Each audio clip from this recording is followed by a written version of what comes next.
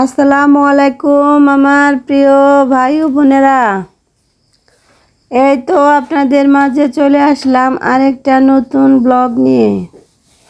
আজকে কি রান্না করব তাই আপনাদের মাঝে শেয়ার করব। কেমন আছো বন্ধুরা?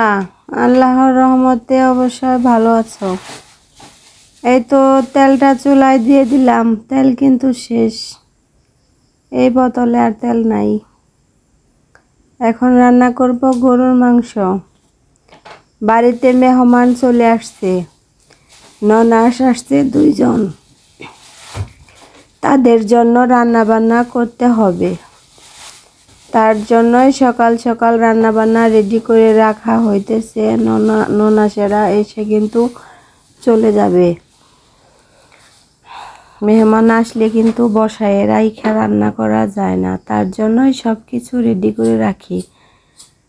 এখানে কিন্তু 1 কেজি গরুর গোশত ছিল, তাই আমি 1 কেজি গরুর গোশত রান্না করব। আর সাথে ছোট আলু দেব, গুটি আলু যাকে বলে, ছোট ছোট কয়েকটা আলু দেব। এই তো দেখো গুটি আলুগুলা কি সুন্দর করে সেদ্ধ করে ছিলিয়ে রেখে দিয়েছি ধুয়ে। মাংসটা অনেকক্ষণ কষানোর পরে কিন্তু এখন আমি দিয়ে দিলাম আলু।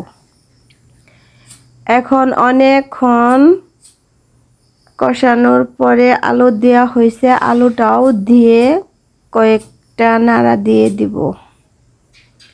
কয়েকটা নাড়াচাড়ার পরে দেখো কত সুন্দর কালার চলে আসছে আমার তরকারি রান্নার। অনেক সুন্দর কিন্তু সেন্ট আসতেছে। বন্ধুদের সবারই দাওয়াত রইল। অবশ্যই একদিন বড় হলে দাওয়াত খাওয়াবো, বিরিয়ানি খাওয়াবো সবাইকেই। সবাই দোয়া করেন অনলাইন থেকে যেন টাকা পয়সা ইনকাম করতে পারি, এটাই আশা। আর বন্ধুদেরকে দাওয়াত খাওয়াতে পারি। দেখো গরুর গোশতটা কিন্তু আমি কষিয়ে নিতে নিতে একদম সুরাটা শুকিয়ে নিয়েছি, কালো কালো কালার চলে আসছে।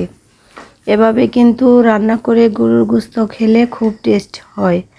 এখন দিয়ে দিলাম ঝোল। ঝোল দেওয়ার পরে রান্নাটা শেষ আমার, তখন আর ভিডিও করা হয় নাই। এই তো তোমাদেরকে এখন শুধু আমি দেখিয়ে দিব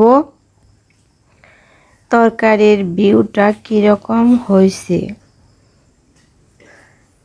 দেখতে অনেক সুন্দর হয়েছে, খেতে তো আরও অনেক সুন্দর। আমাদের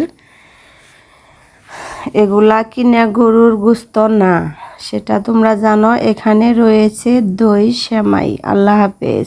দই সেমাইটাও আপনাদেরকে দেখানো হলো মেহমানদের জন্য। এই তো আমরা সব কিছু রেডি করে রাখছি। আল্লাহ হাফেজ।